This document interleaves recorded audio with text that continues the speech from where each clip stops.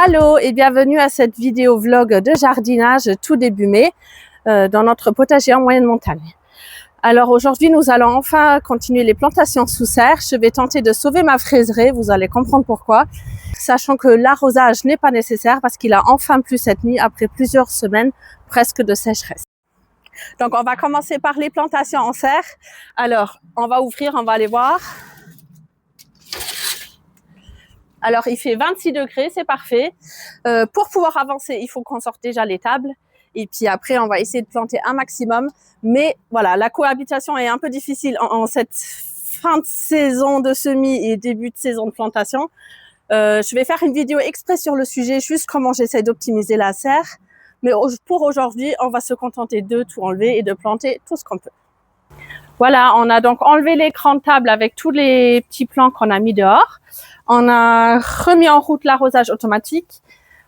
J'ai désherbé un petit peu. On a remis du terreau pour remettre à niveau. Voilà. On pourra maintenant attaquer la plantation. Alors voilà, on a un système qui est un peu en mode rafistolage, mais très pratique parce que très flexible. Donc on a à la fois parfois des petits gouttes à gouttes, des mini tuyaux comme ça qui emmènent l'eau directement à la plante. Alors tout ça, ça fait un peu... comment dire, c'est-à-dire qu'au départ on n'avait pas les bacs, hein. Donc on avait l'arrosage avant de mettre les bacs, donc évidemment c'était au sol, c'était plus pratique, mais à cause des campagnols on a été obligé de mettre aussi des bacs avec du criage en dessous, même dans la serre. Donc vous voyez là, hop, donc ça c'est le status quo de ce matin. Et maintenant je vais planter partout là où c'est vide, plus la moitié de ce bac central. Et je laisse la place juste là pour remettre une des deux tables. L'autre table, elle restera dehors parce que je vais prendre le risque, ils annoncent plus de gel, pour laisser certaines plantes dehors. Voilà, on se met en mode plantation. Alors, je commence la plantation par une aubergine que j'ai achetée et 2 poivrons. Simplement, je n'ai pas trouvé de plants greffés encore. Alors, j'en ai pas acheté trop parce que j'aime bien mettre des plants greffés justement qui sont hyper productifs et qui sont déjà plus grands. Bon, là, ils étaient quand même vraiment pas chers. Ils avaient une bonne tête, alors voilà, je les ai pris. Donc, je vais mettre l'aubergine là-bas au fond.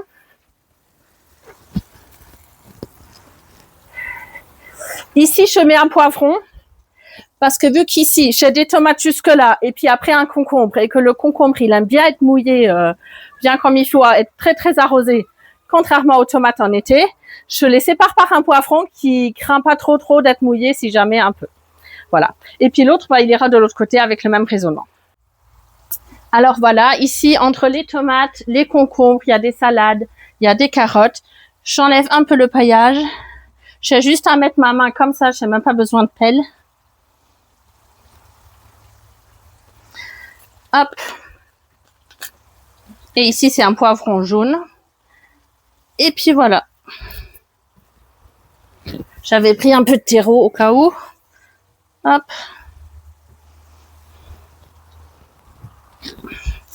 Je remets le paillage. Et puis, c'est déjà tout. Ça s'appelle une contre-plantation puisque les carottes ne sont pas encore récoltées, la salade non plus. Mais plus tard, quand le poivron sera devenu très grand, et ben le reste autour sera déjà récolté, donc ça ne gênera absolument pas. Et dans ce petit bac qui fait 1 mètre par un demi-mètre, je plante 2 aubergines. Donc l'aubergine non greffée là au fond, et je garde la place ici pour une aubergine greffée. Donc c'est pareil, j'enlève le paillage, je regarde où va l'eau de l'arrosage automatique. Alors ici, il y avait encore rien, donc je suis obligée... Ah bah non, en fait, j'aurais pu y aller à la main. Mais vu que c'est déjà mouillé, autant faire comme ça. Je fais bien attention que les feuilles ne seraient pas mouillées après par l'arrosage. C'est pour ça que je l'allume, pour bien voir. Bon, c'est sûr que c'est pas hyper pratique, hein. Tout est très serré ici. C'est comme ça. Du terreau. Un tout petit peu, hein. J'en mets toujours un peu parce que dans la serre, quand même, en hiver, il n'y a pas trop la vie du sol, tout ça, hein. J'arrose pas en hiver dans la serre, donc. Hop.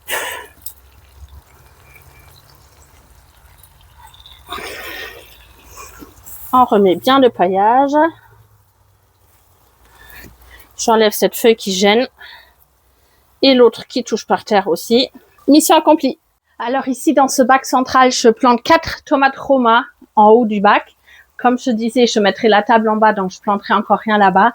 J'aime bien planter des Roma pour la productivité et surtout pour faire les sauces tomates, les ratatouilles, tout ça, parce qu'il y a beaucoup de chair et pas trop de pulpe.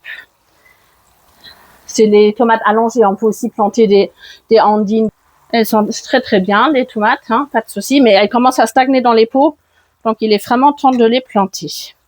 Alors je me force à pas en planter trop, parce que c'est vrai que j'ai toujours tendance à planter trop serré et après ça devient une vraie jungle dans cette serre en été. Donc j'essaye d'éviter un maximum. À mon avis, c'est quand même un peu trop.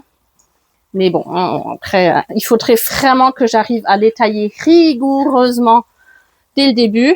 Mais au plus tard, quand on part une semaine en vacances et quand on revient, c'est la cata assurée. Donc, ma foi, je fais comme je peux. Mais c'est vrai que je suis pas assez rigoureuse et disciplinée, même si je suis allemande, pour faire ça correctement. Alors, je mets un autre là. Alors, j'enlève toujours les cotylédons et les premières feuilles pour pas que ça touche le sol. Et je l'enterre à peine un peu plus pour la stabilité, vu que la tige refait des racines. Alors, c'est absolument pas essentiel de faire ça, hein. Ça sert un peu à rien. Mais par contre, je trouve qu'elle gagne un peu en stabilité. Et puis, je l'enterre vraiment à peine plus, hein, pas énormément. Donc là, je ne rajoute pas de terreau puisqu'on a déjà mis du terreau sur toute la surface du bac. L'avantage, c'est que ça, y a pas de graines de mauvaises herbes dedans. Et vu que vraiment le niveau s'était rabaissé, si là je mettais du compost maison, le problème c'est que il y aurait une corvée de désherbage juste énorme. Et puis sous serre, je préfère éviter. Autant à l'extérieur, ça me dérange pas, mais dans la serre après, il fait chaud. Et puis ils sont vraiment des conditions idéales, donc avec l'arrosage automatique en plus, donc si je peux éviter, j'évite. Voilà, les 4 Romas sont plantés. J'ai essayé d'être assez raisonnable dans l'espacement. Je vais vous montrer ça de plus près. Un petit récap pour la serre. Là, nous avons donc le poivron. Donc, toute cette partie-là à gauche de la serre est finie d'être plantée pour l'instant, sauf peut-être, je mettrai encore quelques œillets d'Inde et peut-être encore un basilic. Mais tout le reste, maintenant, voilà, il faut attendre de récolter les carottes, les laitues. Ensuite, là, au bout, on a planté l'aubergine à gauche. À droite, je laisse une place pour une aubergine greffée. Donc voilà, je mets 2 aubergines dans la serre chaque année, ça suffit. Et ensuite, ici, au milieu, j'ai planté les 4 Romas. Alors, je me suis vraiment forcée à laisser ça comme place entre 2 plants. Déjà, comme ça va être la jungle hein, quand ça va pousser. Voilà. Et donc ici, pour l'instant, c'est vide. Alors, je vais remettre à cause du vent. Regardez le vent qu'on a là. Il souffre là dehors. Alors, je vais remettre les tomates à l'intérieur de la serre. J'ai rentré au moins les grandes tomates en jardinière. Et j'ai positionné les derniers plants de tomates que je peux encore planter aujourd'hui. Donc, je vais rajouter finalement une Roma là. Donc, ça en fera 5. Et puis ici, je vais planter 3 Harzfeuer, c'est donc les tomates en godet vert. Ici, une marmande et ici, c'est une moneymaker. Ensuite, mon poivron rouge et un concombre que je n'ai pas encore posé. Voilà. Après, je peux pas continuer parce que, tout simplement, dans ce bac-là, je vais planter 2 physalis que je dois encore acheter. Donc, l'aubergine greffée qui ira là. Ensuite, ici, je remettrai la table avec les derniers semis. Et quand je l'aurai enlevé d'ici 2-3 semaines, je planterai ici des tomates greffées. Donc, notamment des cœurs de bœuf, ananas et pinot noir de Crimée, je pense. Donc ça fera vraiment les grosses tomates, voilà, que j'achète chaque année quelques plants. Et après, ce sera bien plein. Je me tâte à poser encore un melon quelque part là par terre qui pousserait entre les plants. Je vais voir. Et puis, il faut que j'installe une espèce de grillage ici pour faire grimper le concombre que je vais planter là. Alors à part ça, voilà, pour l'instant je peux guère faire mieux. Elle est pleine. Alors voilà, maintenant j'ai bien planté ici un concombre, c'est la variété Market More, le poivron rouge, toutes les tomates que j'ai dit. Voilà. Et maintenant j'ai préparé ici du basilic et puis un semis de tagetes. Voilà. œillet d'Inde, voilà, ça me revient. Alors, un semis d'œillet d'Inde qui n'a pas très bien marché. Et puis mes semis de basilic en disques ici, qui sont devenus vraiment magnifiques. Hein, c'est les disques de chez Lidl. Et ici, un semis classique. Donc, je vais planter tout ça. Alors, on est parti pour planter ce petit basilic que j'ai semé donc, dans ces alvéoles le 7 avril. Donc, c'est plutôt joli. Pour le démouler, je remercie Antoine de la chaîne Antoine le Potagiste pour la super idée d'utiliser une fourchette. J'avoue que j'aurais jamais eu l'idée toute seule. Donc, c'est génial. Donc, je prends délicatement la fourchette. Je démoule une alvéole. Alors, moi, je laisse plusieurs plants comme ça à côté. Hein. Dans les disques que j'ai semés, que vous avez vu tout à l'heure, c'est des disques avec des graines déjà installées. Il y a bien plusieurs graines hein, dans le même pot. Donc, moi, je fais pareil, j'avoue. Je me prends pas trop la tête. Et puis, partout là où il y a un peu beaucoup de place, je les installe. Alors, je prends un tout petit, vraiment une mini poignée de terreau à chaque fois. Voilà. Et je laisse bien déborder le haut pour pas trop enterrer les tiges. Pour pas que ça chope des maladies. Et voilà.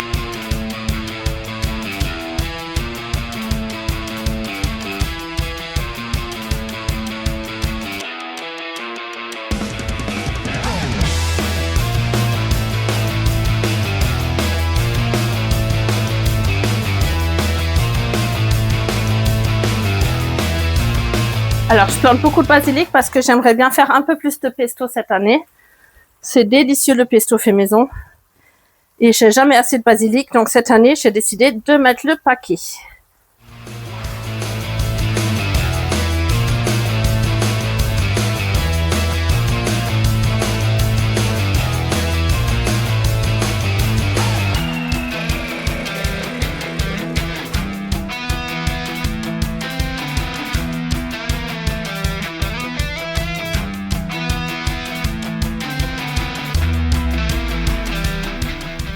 Voilà, donc j'ai terminé pour aujourd'hui. Les prochaines plantations se feront donc la seconde moitié du mois de mai. Alors, je vous montre un peu le poivron qu'on a planté. On a ici un petit œillet d'Inde, voilà, que j'arrose encore un peu. Ensuite, ici du basilic là-bas au fond, un œillet d'Inde là. Voilà. Ici, j'ai mis un petit basilic aussi au fond à côté de cette tomate parce que elle est assez élevée hein, au niveau de la jardinière. Je l'ai pas fait dans les deux autres parce que je vais rajouter pas mal de terreau. Alors moi dans les jardinières je mets vraiment en dessous un mélange de tonte de gazon et de broyat sec, ce qui fait un peu comme une petite butte en lasagne à l'intérieur de la jardinière. Après je mets du compost bien mûr et après du terreau.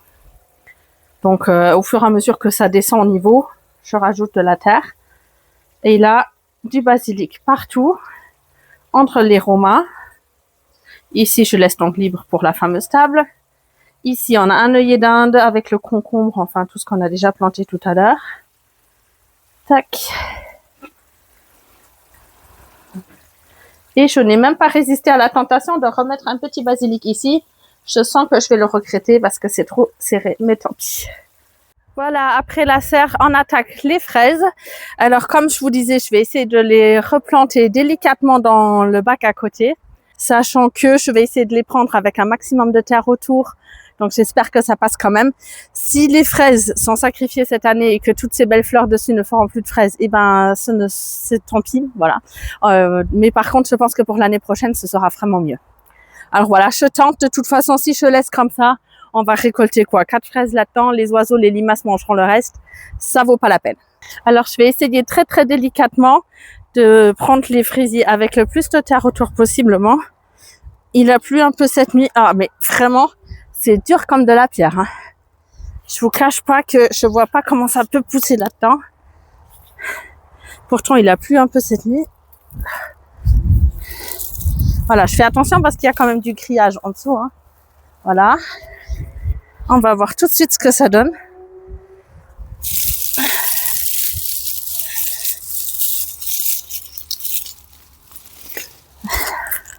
Voilà, j'ai pris le fraisier avec toute sa motte, avec les mauvaises herbes et tout ce qui va avec. Je vais mettre ça un peu au propre et je vais le planter directement dans le bac à côté. Alors, j'essaye d'enlever tout ce qui est chiendon et autres mauvaises herbes.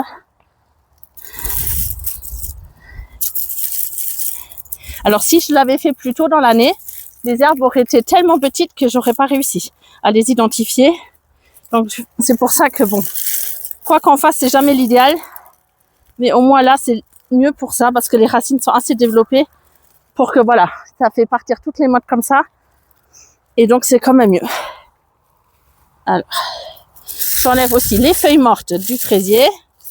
Je remets ça un petit coup au propre.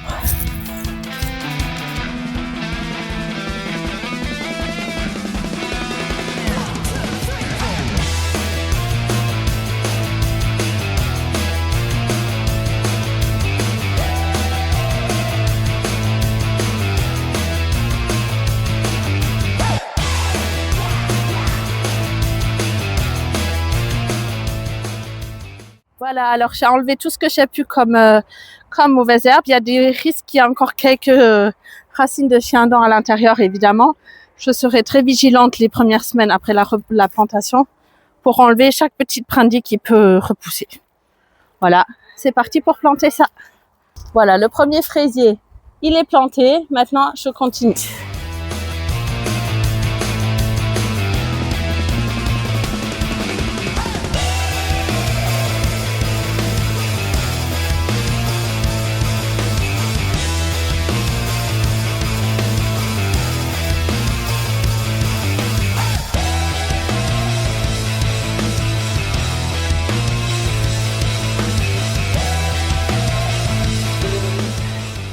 Voilà, j'ai planté la moitié des fraisiers. Alors, j'en ai sacrifié quelques-uns qui se sont mal détachés, qui sont morts, quoi. Ils sont plus de racines. D'un autre côté, il y a plein de petits. Donc, j'ai fait un mélange des deux. Je sais pas lesquels vont mieux reprendre. Ils tirent la tronche de toute façon. Il y a trop de vent, trop de soleil, trop de tout. On va voir. Je les ai plantés assez serrés en me disant qu'il y a peut-être que la moitié qui va survivre. Ce serait déjà bien. J'ai déjà mis 2 croix arrosoirs de ce côté-là. Je vais arroser là.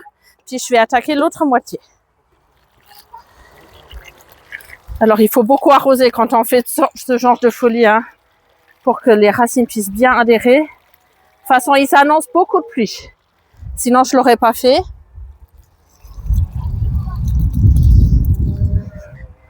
Bon, c'est un peu une action foutue pour foutu, hein. On va voir ce que ça donne. Donc voilà, j'ai replanté autant de fraisiers que possible dans ce bac. Alors, je les ai serrés un peu, comme je disais, en me disant qu'il n'y a pas tout qui va survivre. J'en ai récupéré 2-3 autres pour un bac là-bas où j'ai un mélange de fraises. Donc là, voilà, il faut encore désherber entièrement ce bac, essayer de récupérer tout ce qu'on peut comme racines de chiendon pour éviter que ça reparte. Rajouter du compost, un peu de terreau, etc. Tout bien mélanger. Et puis, on pourra planter les plantes du potager. Voilà, c'est la fin de ce petit vlog de jardinage début mai en moyenne montagne. On a donc transplanté toutes les fraises. On a planté dans la serre. Je laisse encore les framboisiers jusqu'à demain parce qu'il y a un ami qui viendra les rechercher, qui veut bien les prendre. Moi, j'en ai plus l'utilité. Et puis après, on finira de mettre au propre ce bac une prochaine fois.